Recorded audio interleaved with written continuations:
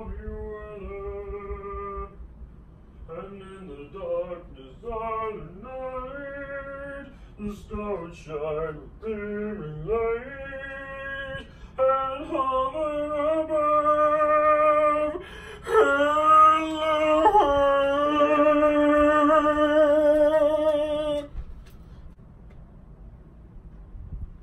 welcome to Story Brand Comics. I'm Tio and I talk about comic books. It's Archer and Armstrong today.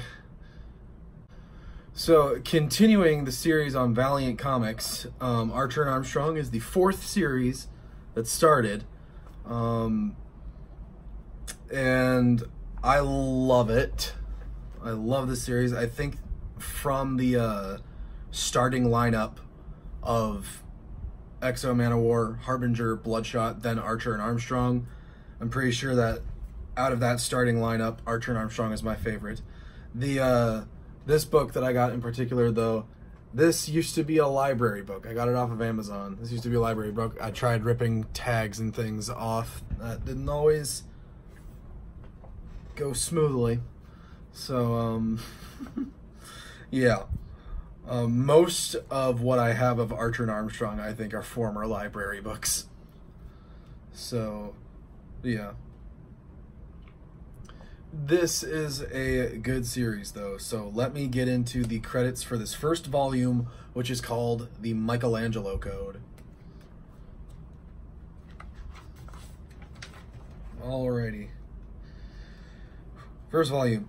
Whole thing written by Fred Van Lent. Or Van Lente. I've never actually said it out loud before. I'm going to be pronouncing it as Fred Van Lent. So, written by Fred Van Lent. Artist for the first 2 issues is Clayton Henry, and for issues 3 and 4, it's Clayton Henry with Pere Perez. The colorist all the way through is Matt Mila. The letterer is Dave Lanphier. For issue 1, the cover artist is Miko Swayan, with the variant cover art by Clayton Henry, David Aja, and Neil Adams. For issue 2, the cover artist is Arturo Lozzi, with variant cover art by Patrick Zurcher. Issue 3, the cover art is also by Arturo Lozzi, with variant cover art by David Aja. And issue number 4, the cover art is by Jason Pearson, with variant cover art by Juan Doe. And the assistant editor for this whole series is Josh Johns. Well, this whole volume is Josh Johns. The associate editor for the first issue is Jody LaHoop, and the executive editor for the whole volume is Warren Simons. And the cover art for this collection is by Miko Swayan, because this cover this is the first issue's main cover. So here, I'll let you get a good look at her. This is a nice one. You got Archer in the background here kicking somebody in the face, and Armstrong in the front smashing his bottle against somebody's noggin. So I'm going to give you a quick rundown of who Archer and Armstrong are, what they do, like what their whole shtick as characters is, and I guess just a basic rundown of what the plot for this one is.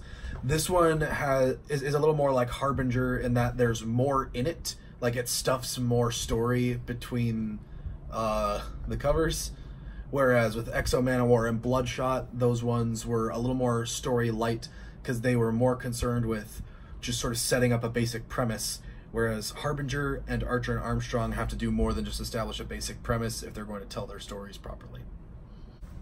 So I'm going to start with Archer. Full name Obadiah Archer. He carries a crossbow as his main weapon, but he was raised in like a weird, like twisted Christian fundamentalist cult compound that was disguised as a creationist theme park. And he was trained with like a bunch of other adopted siblings in a whole bunch of different combat styles and different things that basically make him the perfect assassin. And his father is a reverend and his mother is a congresswoman. So that kind of establishes, I guess, their level of power right there. And they send Obi, that's what everybody in the book tends to call him, all the people who know him, because his name's Obadiah, so Obi for short. Obi is sent out into the world to assassinate a specific target who they refer to as He Who Must Not Be Named, which sounds a little bit like Voldemort. But, yeah, so, and then when he's leaving, he's told by one of his adopted siblings, Mary Maria, who he has some, like, sort of hidden romantic feelings for that he's never acted on because she's his adopted sister and he's, you know, a good pure boy. But yeah, so Mary Maria tells him, like, when you get out there in the world, because she's been out in the world before, she ran away once and then came back, but she said, once you get out there in the world, just don't come back, just keep running, sort of thing. So, and he was confused by that. He's like, why would I do that? But yeah, so he goes out to kill a specific target that they're not allowed to call by name. And he starts in New York City and ends up going to a bar where the bouncer is this big drunk dude who keeps reciting poetry named Armstrong. And Archer ends up getting in a fight with someone in the bar just from, you know, him lacking any social graces. So Armstrong steps in, kind of fights side by side with Archer until Archer realizes that Armstrong is the guy he's looking for, and then they start fighting each other, and then they both get gassed by these like paramilitary soldier guys, and Armstrong is taken captive, as is Archer. And Archer tries to escape and leave Armstrong in their clutches, and ends up finding out that his parents lead some, you know, secret faction called the Dominion, which is a part of a larger collective of factions known as the Sect. And they were communicating with another faction of the Sect known as the 1%, who are these greedy cultists who worship the demon Mammon, who represents greed. And they were planning to sacrifice Archer to their demon god Mammon so that Wall Street would remain prosperous. It's pretty crazy. So yeah, Archer ends up freeing Armstrong, and they start working together to bust up this sect conspiracy that Archer's parents are apparently a part of. He ends up tussling with Mary Maria, who is kind of sent out on her own mission at some point, and it ends with the Archers putting this ancient machine known as the Boon together. And what the Boon is throughout this book, they bring up repeatedly rumors that Armstrong is immortal and that he's over 10,000 years old. And the whole plot of the book relies on Armstrong remembering his younger days when he used to party with Michelangelo, the artist, to crack the Michelangelo code that leads to all the pieces of the Boon. So yeah, this Boon is an ancient machine that Armstrong and his two brothers, Ivar and Gilad, brought with them from an adventure to the ancient city of Ur in Mesopotamia. So these guys are, like Armstrong and his brothers, are well over 10,000 years old each, with Armstrong being the middle brother, Ivar being the oldest, and Gilad being the youngest. And Gilad died on their quest to retrieve the Boon from this mysterious place known as the Faraway. And Ivar, in his arrogance, activated the Boon, which apparently wiped out like thousands of people, if not millions, I'm not sure, like straight off the face of the planet. And it left Gilad, Armstrong, or he was known as Aram back then. So Gilad, Aram, and Ivar were all left with basically their own unique forms of immortality as a result of the boon. I'm not going to touch on Ivar or Gilad yet. They come into play much later. But as far as Aram, who was known as Aram the Strong, which he turned into Armstrong for the modern day, Armstrong got like your basic run-of-the-mill, like he just can't die sort of immortality. He's the one who basically got the most freedom in his immortality from the boon. So he spent the past 10,000 years drinking, sleeping, and singing his way across the planet with occasional fights here and there. He's a poet and like he's sort of a bard type of guy.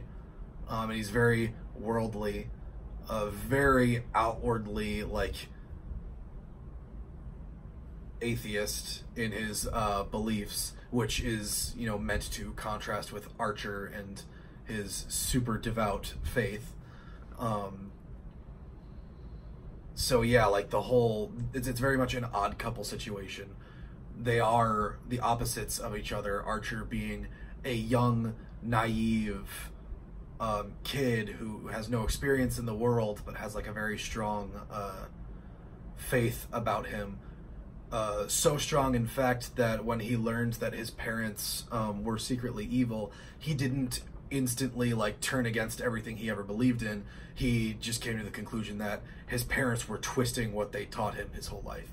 The way he puts it is his parents were twisting scripture, which I feel is a much more real and accurate way to portray someone becoming disillusioned with like, rather than becoming disillusioned with their entire belief system, they simply stop believing in the people who taught them. So yeah, like I said, that's much more accurate, I think, to reality. Like, you don't just drop everything you've ever believed just because the people who taught it to you happen to be despicable. And then you've got Armstrong, who is super adamant in the idea that, like, there is no God, sort of thing. So yeah, the two of them do argue, but they form, not quite in this book, but over the course of this series, I think one of the best friendships I've read in comics. Like, I got super invested in Archer and Armstrong's relationship with one another. I love these two characters. I love this series. And like I said, this is my favorite series from Valiant's initial lineup after their relaunch. So yeah, where was I? Right. Obi's parents, the Archers, activate the boon, which kills them, but Archer is able to disable it before it can wipe out like all life on the planet and grant just a few specific people immortality. Mary Maria like ends up escaping from this altercation, so you know she's going to be a recurring character in the future. And over the course of this book, like actually right at the end of the book, Armstrong learns that in order to activate the boon, they kidnapped someone known as a geomancer, which a geomancer is like a semi sort of, I want to say sort of like pseudo-druidic magic sort of user who speaks for the earth type of thing. And what ends up happening is they deactivate the boon, and right as they're about to like untie this geomancer to get him out of there, the boon, which is this big old like stone slab sort of machine, topples forward and crushes the geomancer under it, and he dies.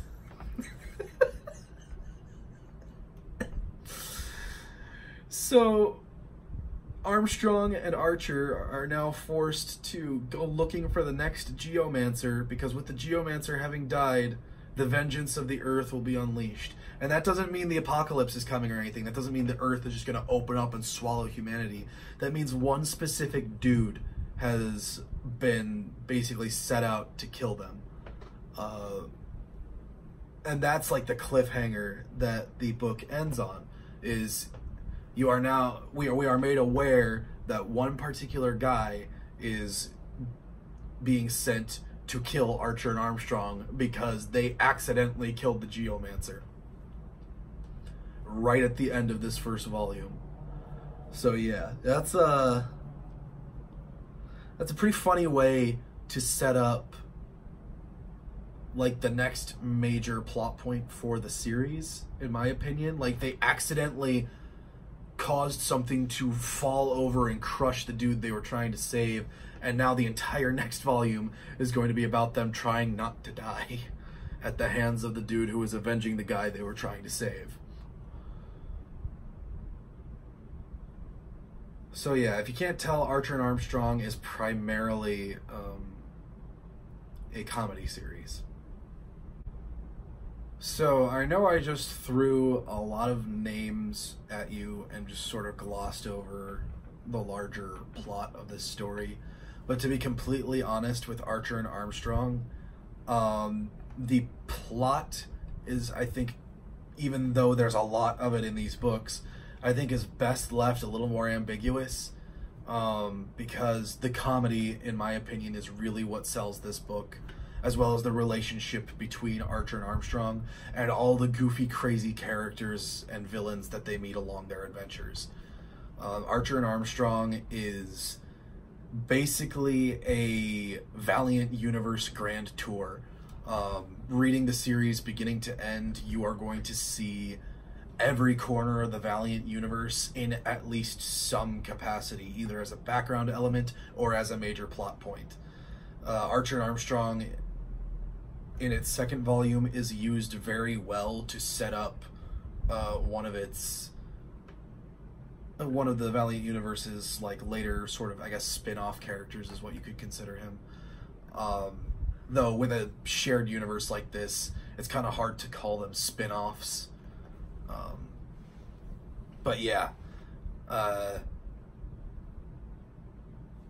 Armstrong himself has a lot of just inherent ties to the larger Valiant universe, just because of how old the character is supposed to be. And on top of the fact that both of his brothers are also immortal and they also have ties to the larger Valiant universe, it's one of those things where Archer and Armstrong can kind of be used as a bit of a centerpiece, and you can sort of start reading other Valiant titles branching out from it like a spider web. So Archer and Armstrong might not be necessarily Valiant's flagship series, you know, the way that Exo Man of War and Bloodshot and Harbinger all seem to be considered, but it is definitely one of the absolute best starting points for Valiant comics overall. So I give its accessibility rating, you know, as a series, a 10 out of 10. For the universe, a 10 out of 10. And for if you want to read Archer, Armstrong, or both of them as characters, this one gets, you know, a 10 out of 10 for both those guys. Right. I want to touch on Archer a little bit more too, because he also has ties to the larger Valiant universe. I mentioned earlier that he was trained by a faction known as the Dominion, which they were a faction in a larger collective known as the Sect. And the Sect, what it is it's just this big collection of secret organizations and conspiracies that all just kind of share resources and information with each other, sort of like a, you know, scratch my back, I scratch yours situation between secret evil organizations. So Project Rising Spirit is one faction of the Sect. So Harbinger and Bloodshot, you know, instantly tied into Archer and Armstrong just through that name. There is mention of a mysterious alien race known as the Vine, so that's an instant connection to Exo Man of War.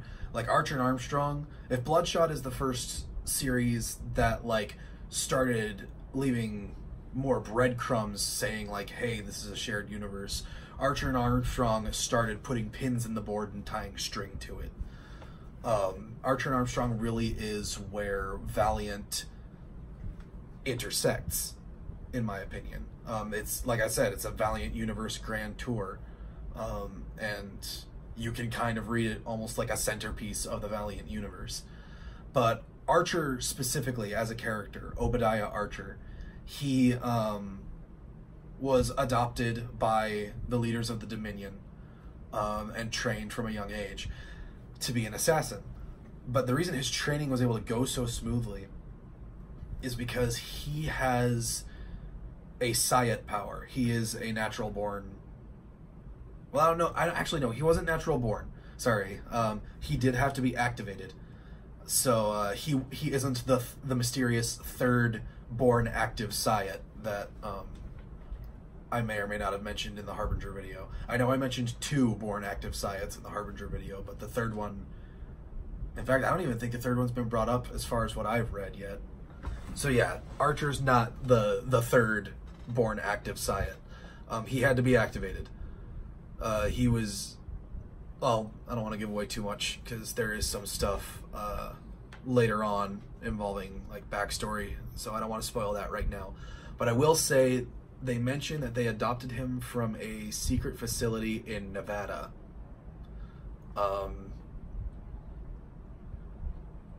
Which there just happens to be some important, Project Rising Spirit facilities in Nevada.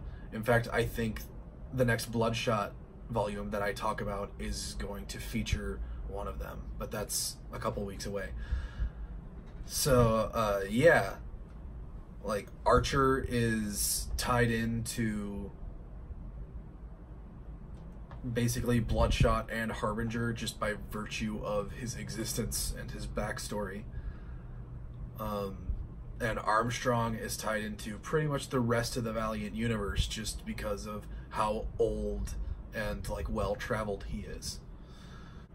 So I guess, yeah, like another one of the main selling points for this series is the friendship between Archer and Armstrong, which you can tell that's the direction that they're going with this first volume, but they're not quite friends yet by the end. Though Armstrong himself is very quick to attach himself to people. One thing that I love about Armstrong as a character is that as this series goes on, you learn that he sort of like kind of opens himself up and lets himself develop bonds quickly when he really likes someone. And Archer in particular, Armstrong has said repeatedly, like, you remind me of my little brother. So like Armstrong had like an immediate, like, I like this kid sort of connection with Archer. Whereas Archer, it took him much longer to warm up to Armstrong because Armstrong was a very just challenging person for him. Archer grew up isolated from the world. He wasn't really ready to have his entire belief system and worldview challenged.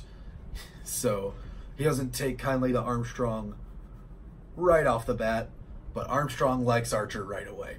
So yeah, it's just one thing that I find interesting, because so many immortal characters in comic books, especially like Wolverine, and others that I can't think of off the top of my head, but so many of them are just so angsty about their immortality. It's like, oh, I gotta push everyone away, I can't let anyone get close because everybody around me dies. That sort of thing. Like, I'm gonna outlive everybody, so there's no point in getting close to anyone. But Armstrong he very much flips that trope on its head. He's like, hey, I like you. Let's be buddies. Let's go get a drink. Let's go party together. Let's have a good time. Like Michelangelo, the artist, was one of those people for Armstrong. Like, he partied with Michelangelo all the time. And like, he was Armstrong's, I guess, friend for that generation. And in this series, it's made pretty clear as it goes that Archer is Armstrong's best friend for this generation. I've always thought, like, I tend to imagine what it would be like to be immortal sometimes, just because I'm a weirdo, I guess. But I think about it, and I think about what relationships with other people would be like, and I look to media and I see in so many stories where like immortality is portrayed as this super angsty thing where it's like you can't get close to anyone because everybody's gonna die and you're not. But I think the way Armstrong goes about it is much more accurate to, I think, how a real immortal would go about it. And it's not that you can't get close to anyone because they're gonna die. In fact, that's more of a reason to get close to them. It's because you've only got so much time to be with them. Their life is going to be so much shorter than yours if you're immortal. So you're going to want to keep them close for as long as you can, and treat them well. This is going to sound bad, but an immortal human's relationship with regular humans, I feel like, would be similar to humans' relationships with dogs. When one dog in your family dies, it's not that you can never love another dog again, and never have another dog in your family. It's entirely possible to have, another dog, but that new dog doesn't replace the previous dog, and you're going to love this new dog in a different way, but you still love them. You still love them for who they are as an individual. And just because they're occupying the same role as the previous dog doesn't mean they've replaced that dog. So I think that's the way Armstrong tends to view his human friendships, is just because he cares about Archer now doesn't mean Archer has replaced any of the friends that Armstrong has had in the past. But it also doesn't mean that his friendship with Archer is diminished, that there's anything less to it. And that is just kind of a really positive sort of portrayal of friendship. And one thing I also love about this series is that it's a friendship between two dudes that is, it takes a bit to get to this point, but it's open and it's emotional. They don't, try to be, macho dudes around each other. It's like Archer and Armstrong are honest with each other once, they get to that point where they recognize each other's friendship. They're honest with each other and they're open with each other, and they just care about each other as friends. And they're not afraid to just be friends. Because so many buddy hero action comedy stories have these hyper macho masculine dudes who are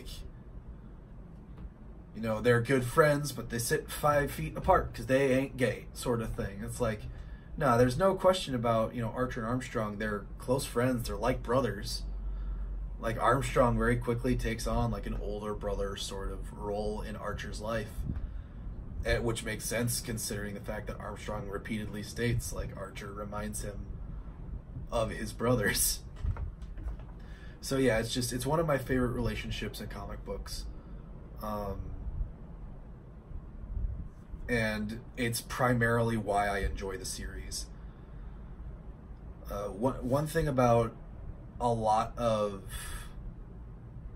duo or even ensemble superhero books is that usually you end up with a favorite member of the duo, or in an ensemble you end up with a favorite member of the group, and they're usually my favorite member of a group isn't one of the characters that's put front and center. But when it comes to Valiant comics, I do have a tendency to gravitate towards their lead characters as my favorites. And with Archer and Armstrong, I have no favorite between the pair of them. I love them both for different reasons, but also mostly because of their friendship with each other. It's the relationship that grows and changes and develops over the course of this series that really is its primary selling point. So, yeah. I highly recommend Archer and Armstrong. Like I said before, it's my favorite of Valiant's initial relaunch lineup. It really is kind of the book that rounded off their relaunch, because starting with Archer and Armstrong issue number 1, Valiant didn't really start publishing any more series after that for a couple of months. I think it took them a little while to figure out what they wanted their 5th series to be. But yeah, for a little while it was just X-O Man of War, Harbinger, Bloodshot, and Archer and Armstrong as their 4 pillars that they had. So yeah, this kind of ends round 1. I hope it's been an interesting and exciting 4 weeks. When I started this, it was a little warm-ish. I guess the temperature's all right.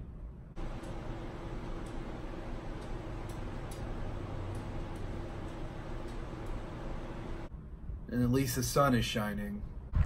It burns. So, whoopee. If you enjoyed this video and think it may have directed you towards an interesting comic book series, which I'm not gonna lie to you, I am absolutely 100% certain that this led you towards an interesting comic book series. Like, read this.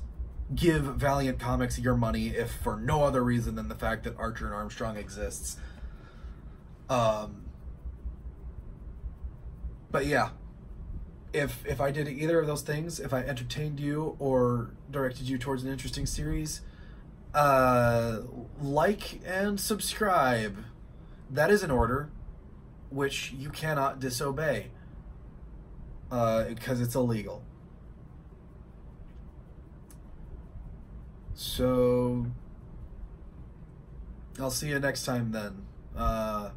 Hopefully you won't be wearing handcuffs because you ignored my orders. Hopefully you will be wearing handcuffs for much more pleasant reasons. Round 2 starts next week.